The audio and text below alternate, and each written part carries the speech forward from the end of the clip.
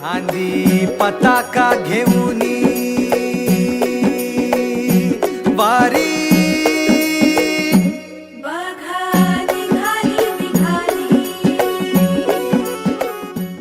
पंढरपूरची वारी म्हणजे काय?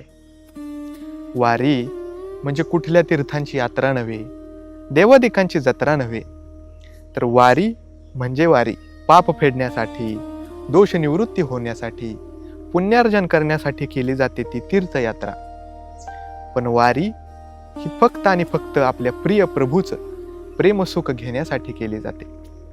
काशीची यात्रा केली जाते, हिमालयाची यात्रा केली जाते, गंगेत स्नान केलं जातं. पण ते कशासाठी? मोक्ष मिळवण्यासाठी काशीची यात्रा, दोष घालवण्यासाठी हिमालयाची यात्रा, पाप फेडण्यासाठी गंगेत स्नान. हेच जरी खरं असलं, पण या सर्वांमध्ये एक एक दोष आहेत. पण ते पंढरीच्या वारीत दोष नाहीत. कुठले दोष आहेत?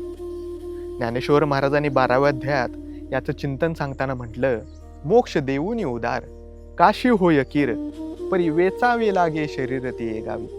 हिमवंतू दोष खाये, परी जीविताची हानी होय, तैसे शुचित्व नव्हे सज्जनाचे. शुचित्वे शुचिगंगा होय, आणि पाप ताप ही जाय, परी तेता आहे बुडणे एक.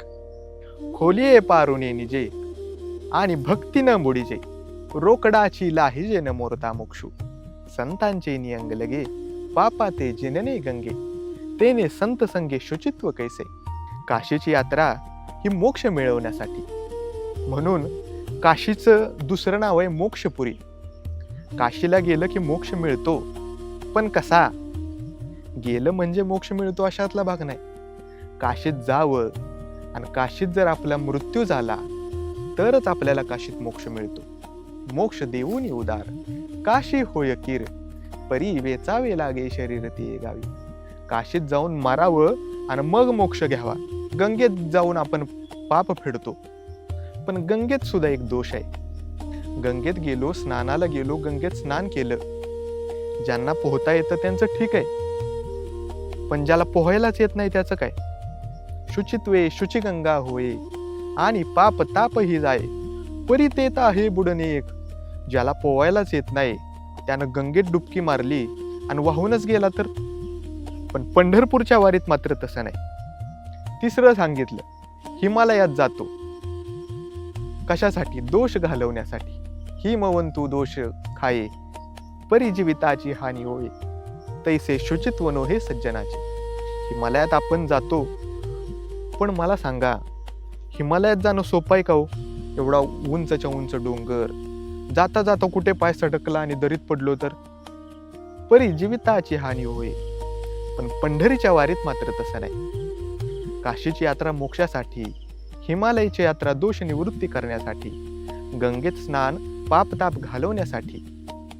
पंढरीची यात्रा ही या कशासाठीच नाही. पंढरीची यात्रा कशासाठी? चला रे वैष्णव हो, जाऊ पंढरीसी, प्रेमामृत खून मागू त्या विठ्ठलासी. जर एक दुसरा विचार करा, काशीला न जाणं ठीक आहे, हिमालयात न जाणं ठीक आहे, गंगेत स्नान न करणं ठीक आहे, पण इकडं न जाता पंढरीलाच का यावं? पंढरीत आल्यावर मोक्ष मिळतो का? पंढरीत आल्यावर दोष निवृत्ती होते का? पंढरीत आल्यावर पाप ताप जातं का? संत मायबाप म्हणाले हो. त्यासाठी काशीची, हिमालयाची, गंगेची आणि अन्य तीर्थांची यात्रा करण्याची काय गरज आहे? म्हणजे यात्रा करणं चुकीचं नाही, पण पंढरीच्या या वारीला येणं मात्र आवश्यक आहे. पंढरीची वारी केल्यावर मोक्ष मिळतो का? निश्चितच मिळतो. पण भूमिका अशी आहे, एकतर वारकऱ्यांना मोक्ष मुक्ती याची गरजच नसते. भय नाही जन्म घेता, मोक्ष सुखा अनुलाता, तुका म्हणे मुक्ती परिनिली नोवरी, आता दिवस चारी खेळी मिळे. वारकऱ्यांना मोक्षाची गरज नसते, पण मोक्ष जर हवाच असेल, तुका म्हणे मोक्ष देखिल्या कळस, तात्काळ हा नाश अहंकाराचा. आम्ही पंढरीच्या वारीला गेलो आणि पांडुरंगाच्या कळसाचं दर्शन घेतलं, मोक्ष देखिल्या कळस. पंढरीकडे पाहिलं, कळसाकडे पाहिलं तरी मोक्ष. दुसरं, पंढरीत गेल्यावर दोष जातो का? निश्चितच जातो. तुकाराम महाराज म्हणाले, दोष हे जातील सकळ जन्मांचे, पाय हे देवाचे न सोडवे. पंढरीच्या वारीला गेल्यावर दोष जातो, फक्त एकाच जन्माचा नाही, जन्मोजन्माचा दोष जातो. आणि पंढरीला गेल्यावर पाप ताप जातं का हो? अगदी सहज जातं. संत चरण रज लागता सहज, वासनेचे बीज जळून जाय. पंढरीला गेलो, संत मायबाप्पांची भेट झाली. पाप ताप दैन्य जाय उठा उठी, झाली या भेटी हरिदासांची. संतांची भेट घेतलेली पाप ताप उठा उठी जात, सहजासहजी जात. अजून एक संतांचं प्रमाण आहे. अवघीच तीर्थे घडली एक वेळा, चंद्रभागा डोळा देखलिया. अवघीच पापे गेली दिगंतरी, वैकुंठ पंढरी देखलिया. पंढरीची वारी करायची नाही तर मग कशासाठी करायची?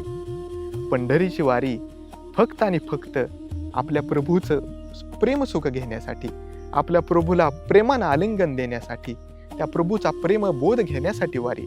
वारी चुकायाची नाही.